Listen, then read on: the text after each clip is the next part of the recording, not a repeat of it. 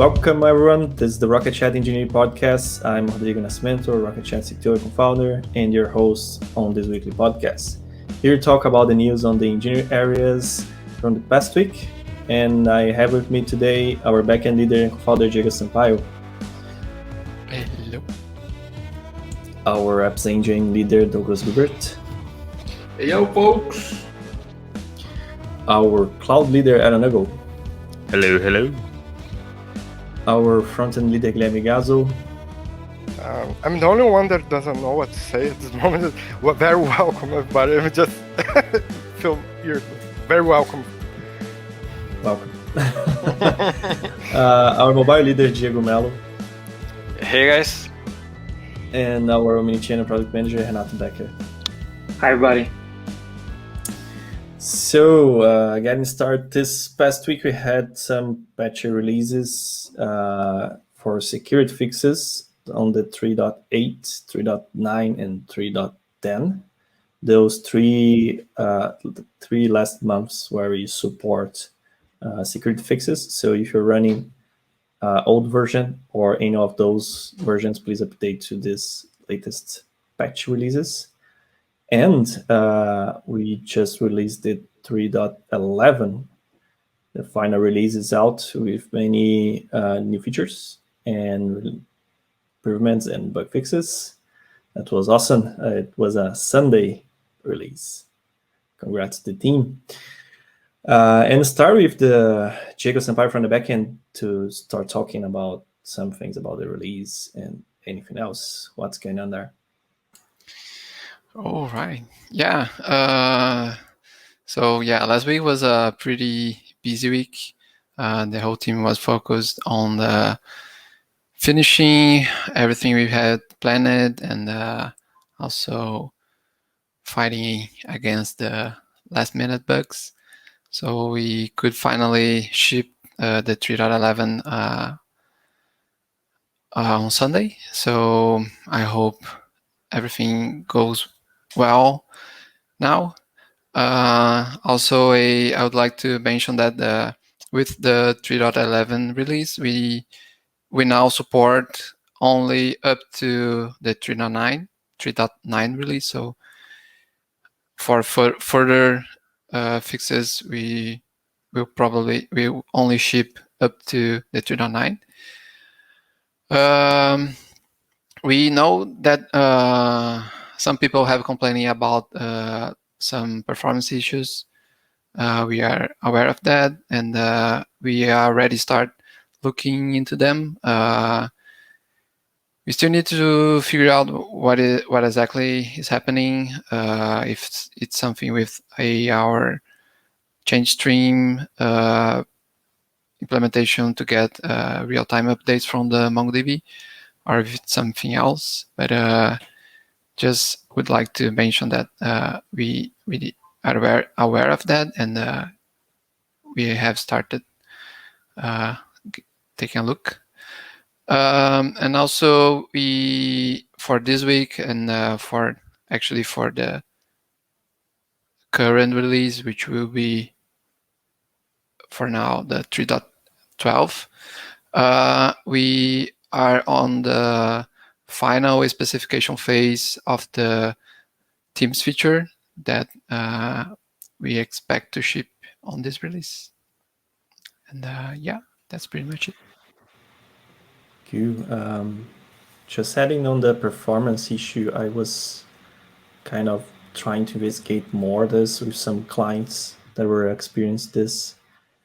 And, it's maybe related, some part related to the chain streams, but even disabling the chain streams is still happening. So probably the reason behind may be more on the refactorings we did to support chain stream than the chain stream itself. So it's still a little bit hard to understand what's going on, but we are debugging the servers that are running on our cloud to understand what's going on.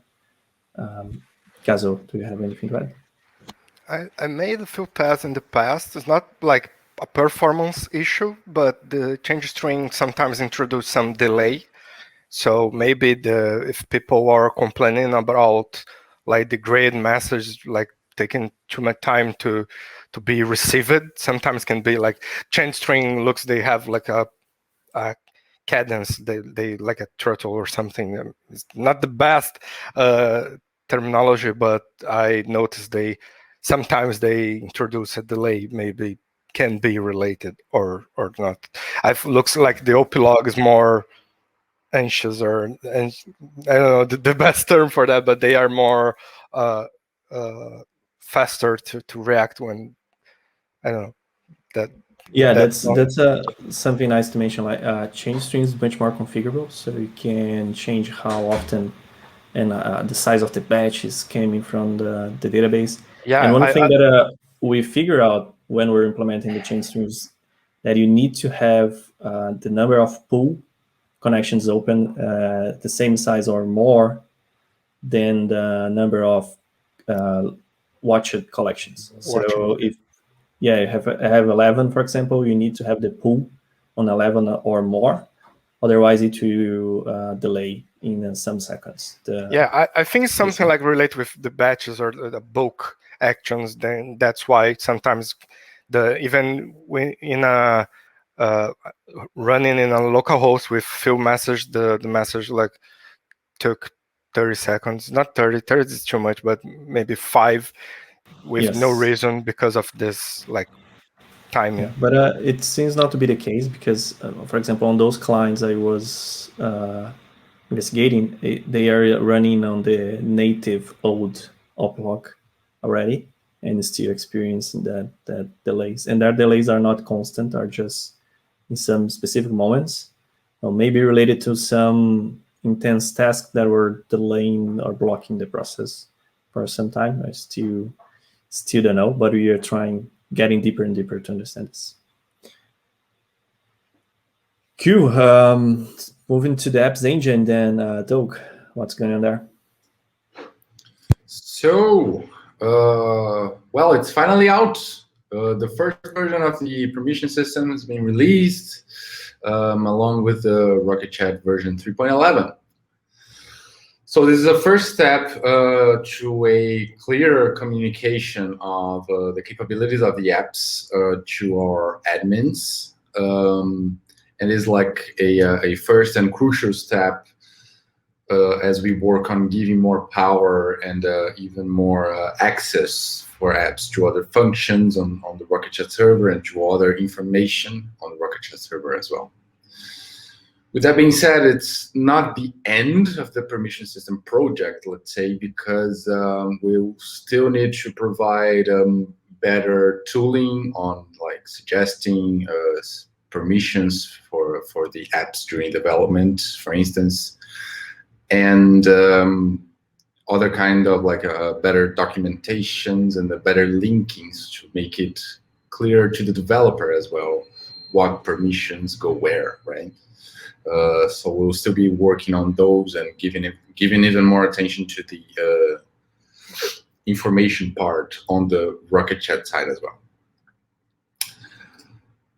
Also, a new event is now available that lets apps hook into the file upload process of the server. So now you can intercept file uploads before they are finished, which was a requirement for our new upcoming app that integrates Rocket.Chat with ClamAV. So stay tuned, soon enough it will be on our marketplace. And also like a few other minor fixes to the engine's APIs, some kind of inconsistencies here and there that we've been working on to get better. And that's it for this week. Q, that's a really nice one. Well expected permission system finally merged. Q, and congrats. So the next one is the cloud team. Aaron, what's going on there? All right. So I think we only have one real highlight this week. We merged down the add-on system for the marketplace. Woohoo! This has been a little while coming. But looking back at I think what we initially thought it would be, the solution we came up with was kind of worth the wait. A few pieces had to kind of fall in place, kind of like internal communication buses and stuff like that. So it was definitely worth the wait, from a technical standpoint anyways. Definitely want to congratulate the cloud team for making this happen. It was a big accomplishment. And we expect the first add-on to hopefully be listed this week. Just waiting on a few things from, I think, our sales team to finalize. But yeah, big thing. And then a note, I guess, my sales pitch again. If you have experience with infrastructure, you're looking for new opportunities, we need you. That's it for the cloud team. Yeah, it's true. I did some interviews for this position today as part of the process. So indeed, we're waiting for more candidates.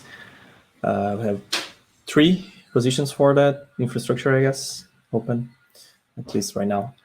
So yeah, that's good to see the add-on. It will open some doors for any kind of services that we can provide later in the future. Q, front end is the next. Gazo, what are the news? Besides the NPS and the end-to-end and the team that Diego already spoiled, we had fixed a lot of Internet Explorer issues. I still don't recommend it is working. We was just only a library using a new feature then it doesn't support, but still, if you have a better option of browser, use it. And during the development of the NPS, we found a lot of space to improve on the apps engine and server and front end all together, how to improve the whole UI kit. So I hope soon we have a new project removing. We have some duplicate code and some type spread across the projects, and I hope we can make a proper library, letting all of us developing a consistent and in the easiest way. Yeah, I think that's it. I'm trying to make gather all the libraries or the functions and types that we need and release. Maybe on the next release, maybe not this improvement. But I hope it will help all of us, since now we are using on the server the blocks, the new UI kit, and we are building the payload on the apps engine. Now we are building by the hand on the server, so we want to share all this code and guarantee that all are working properly. So yeah, there is good things coming. I hope so. And that's it. Oh, just mention about the file upload. I missed. Can we change the MIME types during this event that you create, this new event? Yes.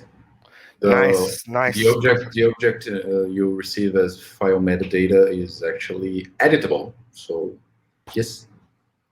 Yeah, because so good news for all our listening here, because we have a lot of issues complaining about missing MIME types, and now we can create or guess new or missing types. So yeah, for sure it's a good news. Yeah, that's it. Thank you. We have a lot of things to refactor too in the code to improve not only types, but even convert more things to TypeScript. I talked on the past podcast, I guess, that are trying to finish that enterprise folder as well, being optional as part of certain refactoring as well. And yeah, but my point is we have like the whole types declared on the apps engine for the Rocket.Chat, but we have more types inside Rocket.Chat, and they are kind of same. Then we have types for UIKit, and we have our types on SDK. So I'm planning to use one source of type through trusted types or something like that. Then I hope it will improve our development. We'll be more confident about what's going on. If you change something, we'll reflect on our code instead of like being like just changing as it's convenient or not. So, but yeah, no, for sure, it makes sense. We need to have one place to have the types to import on the other ones. Even do a versioning on this kind of a SDK, Yep. JavaScript SDK with the types and interfaces or something like that. Base SDK, I don't know, but that's the same point. Have a central place for those things. Another were like the Internet Explorer. I unfortunately still need to support the Internet Explorer 11, and will be there for some months still. Yeah, it is working, but if, as I said, I don't recommend. So if you can for sure, avoid, please. As you know, probably start getting less features working on Internet Explorer and ensuring that the application is working, but the new features, we are not going to ensure that all will work there. So people should not use Internet Explorer. Yeah, and they try to keep that only for the ones that really need. Yeah, they miss some improvements, some performance. They need to use some workarounds. Then usually we pay with CPU or something like that. So probably they have not the best like feeling because we need to make like new variables, change some colors by the hand instead of let the browser do that in a different thread. So yeah, but it is working. Yeah, I'd say like we're not trying to get the best experience in Internet Explorer, but at least make it work only. Yeah. Q. The next one is mobile. Diego Melo, what's going on there? Hey, so I just clicked on the wrong link and I lost my notes. Just a sec here. Last week we finished the release for 4.14 on App Store and Google Play. You can check the changelog on the last podcast. I talked about it. On last week we finished the master merge and docs update and stuff like that. We fixed the notification with wrong title on Android. We started working and we finished it earlier today. The share extension still crashing due to memory limit on iOS.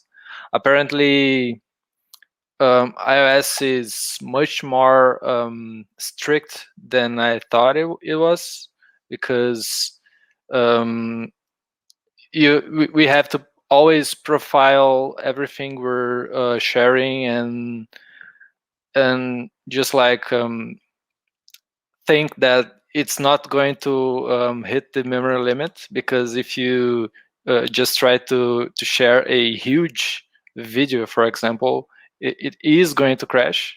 So I don't know. I evaluate what other players and other apps are doing, and some of them just do a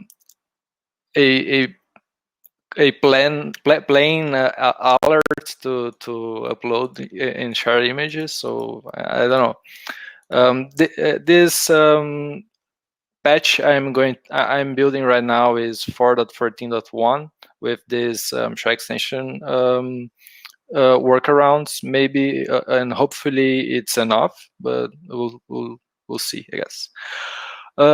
We're also taking a look on the app crashing again with the memory issues for the scrolling. We evaluated what's going on, and apparently it's something related to avatars, and just a setting misconfigured on the admin panel. So that's not really an issue on the mobile app apparently. And we're just working on the checking for focused rooms when just playing in-app notifications. So if you're on a thread or on navigating to search messages or start messages, in-app notifications shouldn't be showed. And yeah, I guess that's it. Thank you. Q. Yeah, that one on the share extensions, hard to reproduce, right? I tried sometimes, and I understand now what's going on. I guess like some applications are doing like resizing the image or the video. Maybe it's a bit hard to implement this kind of thing, but they do. Like I remember my mom were trying to send a video to someone on WhatsApp and was complaining to me. Just half of the video was being sent, and WhatsApp limits you to, you can choose select the part of the video, but there is a limit on maximum size, probably related to the same thing. Right? I didn't understand that before, but now it makes totally sense. Yeah, why WhatsApp was doing that. That's one of the approaches we can take, maybe in a future release. Mm-hmm. Cool. Thank you. And last one is Omnichannel. Renato, what are the news there? Hi, Rodrigo. Hi, everybody. Yeah, the release 3.11 is out. And as mentioned in the previous episode, the main Omnichannel related highlights are the new email inboxes and the contact manager feature. But there are more. We worked on a bunch of bug fixes and minor improvements. So to see the full list of Omnichannel related stuff, please take a look at the release notes on GitHub. One important thing to say or to mention today is that we're about to launch or to release a new product or a new app. It's a data loss prevention app that will act as a kind of moderator. This app will rely on regular expressions to find sensitive content and private information and other stuff like that. So it's not done yet, but we are very close to get this first version of this app ready to submit to our marketplace. The plan is to publish this new app by the end of tomorrow. And regarding our next steps, we are now working on the live chat widget again. We have plans to work on important UI and UX improvements on the widget. One of them is we will redesign the UI components for trigger or welcome messages. So this feature will work better on mobile browsers and this kind of client. And after that, we'll be able to move forward and work on new features such as video conference, the ability to support multiple chats simultaneously, and other very exciting things. But we are also working on a new integration, as I mentioned before. It's integration with Twitter. But sorry, can you guys hear me? Okay. Yeah. I noticed that Diego was not. Okay, guys. As I was saying, we are working on Twitter integration. But after looking at the Twitter API documentation, we realized that just a single app won't be enough, because the architecture of Twitter API is very similar to Facebook Messenger API, which means that a proxy or a gateway is required to deal with Twitter messages. So the good news is that we already have a gateway that deals with Facebook messengers, but we need to improve this gateway a bit more, add a few new endpoints and that stuff. So I will reach out to our cloud team very soon to talk a bit more about this these requirements. And yeah, that's it. Thank you.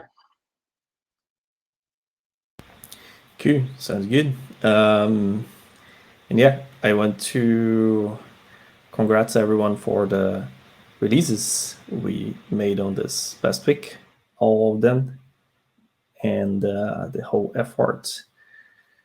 So yeah, again, please check the jobs open positions that we have on our jobs page on the LinkedIn as well. We have many, and we are open more there. And yeah, thank you all for listening to this weekly podcast. This podcast is available as video on YouTube and audio on Spotify, Apple Podcasts, and others.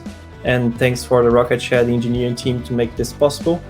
See you on the next episode. Bye-bye. Bye. Bye, guys. Bye-bye. Bye-bye. Bye-bye.